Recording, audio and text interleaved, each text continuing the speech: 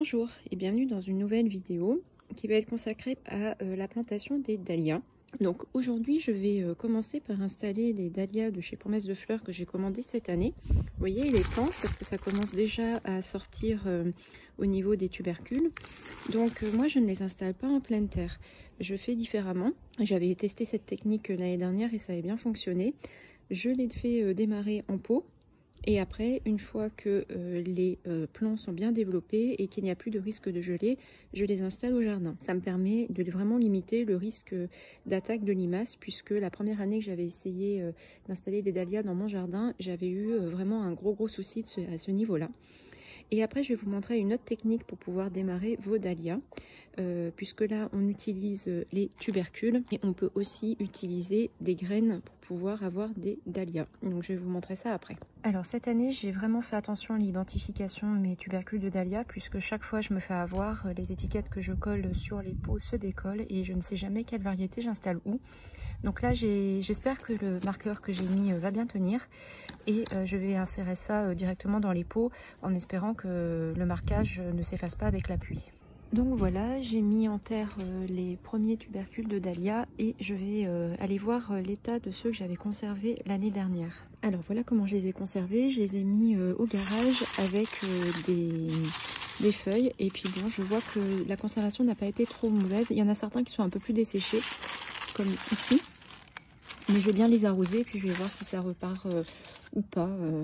Après, si vous avez des astuces pour la conservation de vos dahlias, n'hésitez pas à me le dire en commentaire. Alors là, j'ai de la chance, la première variété que je prends c'est le Marshmallow Baby et en fait j'en ai deux dans le sachet. Donc je vais les mettre dans deux pots différents. Donc là vous voyez, je vais installer les racines vers le bas et la partie ici qui correspond à la tige qui a été coupée plutôt vers le haut. Et puis bon, de toute façon il y a cette poussée qui est en train de se diriger dans la bonne direction. Et après je vais bien l'arroser et le protéger quand même de l'eau puisqu'il ne faut pas non plus que le tubercule pourrisse.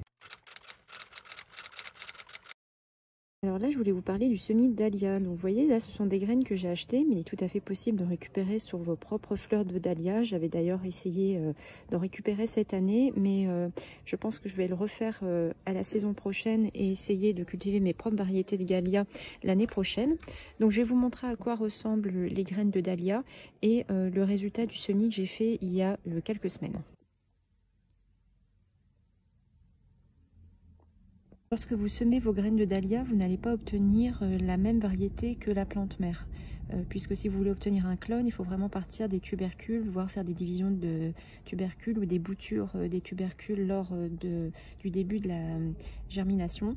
Là, vous aurez une plante qui pourra avoir des caractéristiques différentes de celles de ses deux parents. Vous aurez donc une variété qui sera unique et vous pourrez à la fin de la saison conserver le tubercule qui aura été formé de la même manière que ceux de vos dahlias que vous avez achetés dans le commerce pour pouvoir recultiver l'année suivante votre dahlia. Donc là, on est 15 jours après les premiers plans de la vidéo que je vous avais tourné et vous voyez que les dahlias sont en train de sortir pour certains. Je les protège quand même du froid. Là, il a bien plu cette nuit, donc je vais également les protéger de la pluie parce que l'année dernière, j'avais eu quelques tubercules de dahlia qui avaient pourri. Donc, il ne faut pas non plus que ça soit trop humide en pot. Donc pour moi, l'intérêt en fait de faire cette technique, c'est d'avoir des pieds qui seront beaucoup plus développés lorsque je vais les mettre en terre. Ça permet aussi de limiter la pression des limaces et d'avoir une floraison qui sera beaucoup plus précoce. Donc voilà, il y a plusieurs avantages quand même à faire cette technique. Et je vous montrerai le résultat lorsque les floraisons seront obtenues. Mais ça, c'est pas encore pour tout de suite. Donc je vous dis à très bientôt dans une prochaine vidéo.